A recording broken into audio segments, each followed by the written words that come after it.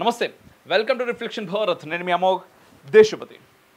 ఈ వీడియో మీకు నచ్చినట్టయితే లైక్ చేయండి, కామెంట్ చేయండి, షేర్ చేయండి. అండ్ స్టిల్ ఇంకా మీరు మన ఛానల్ని సబ్స్క్రైబ్ చేసుకోకపోతే ఖచ్చితంగా సబ్స్క్రైబ్ చేయర్రి, బెల్ బటన్ కూడా కొట్టుర్రి నోటిఫికేషన్స్ కోసం.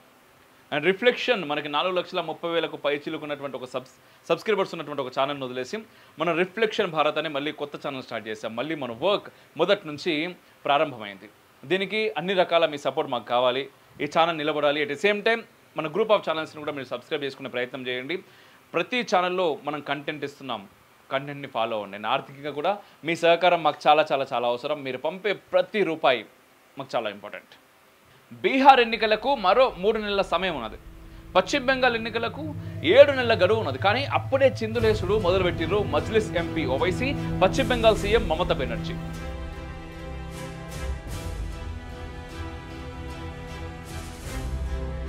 దేశంలో ఏ ఇతర రాజకీయ పార్టీకి లేని బెంగ వీళ్ళిద్దరికీ పట్టుకున్నది. అందుకు కారణము ఉన్నది. బీహార్ పశ్చిమ బెంగాల్ ఎన్నికల్లో జాతీయ ఎన్నికల కమిషన్ ఎన్ఆర్సీ జాతీయ పౌర రిజిస్టర్ అమలు చేయాలని యోచిస్తున్నది. ఎన్ఆర్సీని ఎన్నికల కమిషన్ అమలు చేస్తే ఈ ఇద్దరి బతుకు బస్టాండే అవుతుంది కాబట్టి బెంగ పట్టుకున్నది. ఈ నేపథ్యంలోనే ఓవైసీ తన ఎక్స్ ఖాతాలో ఈసీపై ఆరోపణలు గుప్పించారు. బీహార్లోని సీమాంచల్ ప్రాంతపు ముస్లింల దొంగ ఓట్లతో గతంలో 5 ఎమ్మెల్యే స్థానాలు గెలిచిన ఓవైసీకి ఎన్ఆర్సీ అమలు చేస్తే రాబోయే ఎన్నికల్లో డిపాజిట్లు కూడా రావని భయపడుతున్నారు.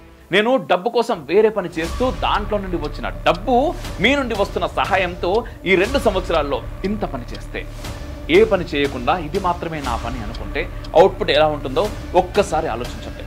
ఒక్కటి చెప్తున్నా, ఈ దేశం ధర్మం జోలికి రావాలనంటే కలలో అయినా కూడా ఉచ్చపడేలా చేయబోతున్నాం. మీ సహాయం అడుగుతున్నాను. ఆర్థికంగా, వ్యూస్, షేర్స్, సబ్స్క్రైబర్ల రూపంలో కూడా. ఒకవేళ చేయకపోయినా పని మాత్రం ఆగదు. కొంచెం లేట్ అవుతుండొచ్చు అంతే. రిఫ్లెక్షన్ ఏదో యూట్యూబ్ ఛానల్ పెట్టి డబ్బులు దాచుకోవడానికి రాలేదు. మార్పు చూడడానికి వచ్చినాం. చూపించేదాకా ఎక్కడికి పోయేది లేదప్ప. పశ్చిమ బెంగాల్ రాష్ట్రంలో సుమారు 40% ముస్లిం ఓటర్లు ఉంటే ఇందులో సగానికి పైగా జనం బంగ్లాదేశ్ నుంచి అక్రమంగా వచ్చి స్టేషన్ వాళ్ళే. వీరి ఓట్లతోనే మమతా బెనర్జీ 3 ఎన్నికల్లో వరుస విజయాలు సాధించింది కూడా.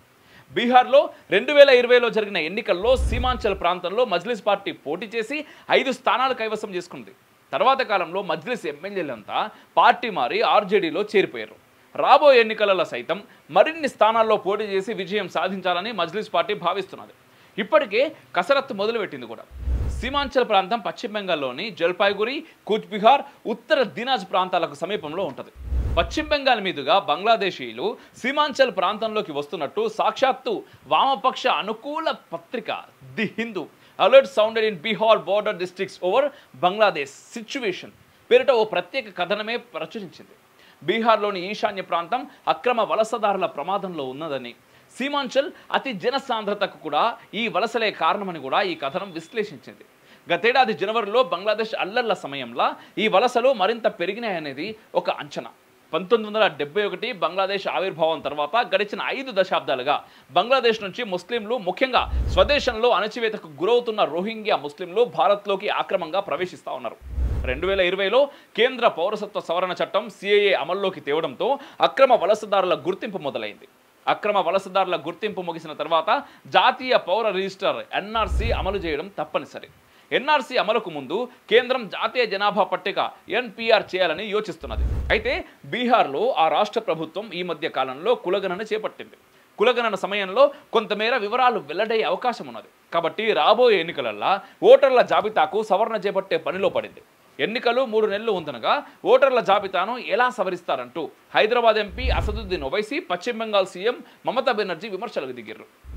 జాతీయ ఎన్నికల కమిషన్ లోపాయికారిగా ఎన్ఆర్సీ అమలు చేయాలని చూస్తున్నదంటూ వితండవాదనలు చేస్తా ఉన్నారు. ఇప్పుడు ఎన్ఆర్సీ అమలు చేస్తే చాలా వరకు అక్రమ వలసదారుల ఓట్లను ఎన్నికల కమిషన్ తొలగిస్తుంది. అక్రమ వలసదారుల ఓట్లే తమను గట్టెక్కిస్తాయని గట్టి నమ్మకంతో ఉన్న ఓవైసీ దీదీలకు తాజా పరిణామాలు మింగుడు పడతలేవు. ఎన్నికల కమిషన్ ఏమంటున్నది? ఓవైసీ ఎందుకు ప్యాంటు దడుపుకుంటున్నాడు? ఇవే ఆసక్తికరమైనటువంటి ప్రశ్నలు. ఓటర్లు తమ తల్లిదండ్రుల జనన వివరాలకు సంబంధించిన డాక్యుమెంట్లను సమర్పించి తమ స్థానికతను రుజువు చేసుకోవాలనేది ఎన్నికల కమిషన్ తాజా నిబంధన. ఓవైసీ వాదన ఏంటిదంటే, దేశంలోని చాలామంది నిరుపేదల వద్ద ఎటువంటి జనన ధృవపత్రాలు ఉండవని, మరీ ముఖ్యంగా ఇటీవలి కాలంలో సీమాంచల్లో వచ్చిన వరదల కారణంగా అన్ని డాక్యుమెంట్లను పూర్తిగా డివిజన్ ప్రజలు కోల్పోయారని, అందుకే ఎన్నికల కమిషన్ ఈ నిబంధనను మినహాయించాలని అంటున్నాడు. అలా కాని పక్షంలో దేశ ప్రజలకు ఎన్నికల కమిషన్ పైన విశ్వాసం పోతున్నదంటూ హెచ్చరిస్తున్నాడు కూడా. దేశంలో 300 జనాభాకు సంబంధించి మాత్రమే జననాలు రికార్డ్ అవుతున్నాయని, అందులోనూ ప్రభుత్వం జారీ చేసే అధికారిక డాక్యుమెంట్లలో తప్పులు ఉంటాయని, కాబట్టి ఎన్నికల కమిషన్ కొత్త నిబంధనను ఉపసంహరించాలని అంటున్నాడు. అలా కాని పక్షంలో వేలాది మంది ఓటర్లు తమ ఓటు హక్కు కోల్పోతారని బాధను వ్యక్తం చేస్తున్నాడు. ఎన్నికల కమిషన్ బీహార్లోని నిరుపేదల ఓట్లు తొలగించడమే పనిగా పెట్టుకున్నదంటూ విమర్శిస్తున్నాడు. కడుపు నిండా తిండి లేని నిరుపేదల వద్ద తమ తాత తండ్రుల జన్మ ధృవీకరణ పత్రాలు ఎట్లా ఉంటాయని ఆగ్రహం వ్యక్తం చేస్తున్నాడు ఓవైసీ బాధ విశ్వసనీయత, ప్రజాస్వామ్యం, పేదరికం కాదు. సీమాంచల్ ప్రాంతంలో తన మనుగడకు ప్రమాదం ఏర్పడుతుందనేది అసలు భయం. బీహార్ రాజకీయాల్లో చిన్న పార్టీలదే హవా నడుస్తున్నది. మరీ ముఖ్యంగా సీమాంచల్ ముస్లిం ఓటర్లు బీహార్ ప్రభుత్వ స్థిరత్వాన్ని ప్రశ్నార్థకం చేస్తున్నారనే ఆందోళన చాలా కాలంగా ఉన్నది. Seemanchal's Muslim vote bank a threat to Bihar's stability పేరిట న్యూస్ భారతి వెబ్సైట్ ఈ ఏడాది జనవరిలో ఒక కథనాన్ని కూడా ప్రచురించింది. ఉత్తర బీహార్లోని పూర్నియా రీజియన్ను సీమాంచల్గా సంబోధిస్తారు. పూర్నియా, కతేహర్, కిషన్గంజ్, అరారియా జిల్లాలు సీమాంచల్లో భాగం. ఈ ప్రాంతంలో అక్రమ వలసదారులదే పైచేయి. గత ఎన్నికల్లో కిషన్గంజ్ జిల్లాలో మజ్లిస్ పార్టీ 5 స్థానాల్లో విజయం సాధించింది. బీహార్ వ్యాప్తంగా ముస్లిం జనాభా 17% ఉంటే సీమాంచల్ ప్రాంతంలో 47% ఉన్నది. కిషన్గంజ్ జిల్లాలో 70% ముస్లింలు ఉన్నారు. అరారియాలో 42%, కతిహార్లో 43%, పూర్నియా జిల్లాలో 38% ముస్లిం జనాభా ఉన్నది. ఇందులో చాలా వరకు అక్రమంగా వలస వచ్చినోళ్లే అని అంచనాలున్నాయి. తప్పుడు ధృవీకరణ పత్రాలు సృష్టించుకొని ఓటర్లుగా నమోదు చేసుకున్న వారి సంఖ్య అధికంగా ఉందని ఎన్నికల కమిషన్ అనుమానిస్తున్నది. అందుకే ఓటర్లు తమ తల్లి లేదా తండ్రి జనన లేదా స్థానిక ధృవీకరణ పత్రాలు సమర్పించాలని ఓటర్లకు సూచనలు చేసింది. దీన్ని ఓవైసీ జీర్ణించుకోలేకపోతున్నాడు. ఎన్నికల కమిషన్ ఓటరు జాబితాను సమీక్షిస్తే మొదటికే మోసం వస్తుందనే భయంతో ఎన్ఆర్సీ వాదనలకు దిగిండు. పశ్చిమ బెంగాల్లోనూ మజ్లిస్ మెజార్టీ స్థానాల్లో పోటీ చేయాలని భావిస్తున్నది. పశ్చిమ బెంగాల్ వ్యాప్తంగా సుమారు 40% మంది ముస్లిం ఓటర్లు ఉన్నారు. గత ఎన్నికల్లో మజ్లిస్ పార్టీ పోటీ చేసి టీఎంసీ ఓట్లను చీల్చింది. మజ్లిస్ విజయం సాధించకపోయినా తన సామర్థ్యాన్ని పరీక్షించుకుంది. రాబోయే ఎన్నికల్లో బలమైన పోటీ ఇవ్వడం ఖాయమని భావించిన టీఎంసీ ఓవైసీ మీద కారాలు మిరియాలు రూండుతున్నది. పంచాయతీ ఎన్నికల్లో పోటీ చేసిన మజ్లిస్ పార్టీకి మల్డాలో 60,000 ఓట్లు, ముర్షిదాబాద్లో 25,000 ఓట్లు, మిగతా ప్రాంతాల్లో అంతా కలిపి 18,000 ఓట్లను సొంతం చేసుకున్నది. ఎన్నికల కమిషన్ కొత్త నిబంధనలు అమల్లోకి తెచ్చి ఓటర్ల జాబితాను సవరిస్తే ఆ మాత్రం ఓట్లు కూడా రావనేది అసదుద్దీన్ ఓవైసీ భయం. పశ్చిమ బెంగాల్ ముఖ్యమంత్రి మమతా బెనర్జీ సైతం రాబోయే ఏడాది వేసవిలో జరిగే ఎన్నికల్లో ఓటమి తప్పదని భావించడంతో ఎన్ఆర్సీ అంశాన్ని తెర మీదకి తీసుకొని వచ్చింది. అయితే జనాభా గణన, కులగణన తర్వాత ఎన్ఆర్సీ తెచ్చే అవకాశం ఉందంటారు నిపుణులు. జాతీయ జనాభా పట్టిక, కులగణన పట్టిక తయారు చేసిన తర్వాత వాటి ప్రాతిపదికన జాతీయ పౌర రిజిస్టర్ తయారు చేయడం ఖాయంగా కనిపిస్తూ ఉన్నది.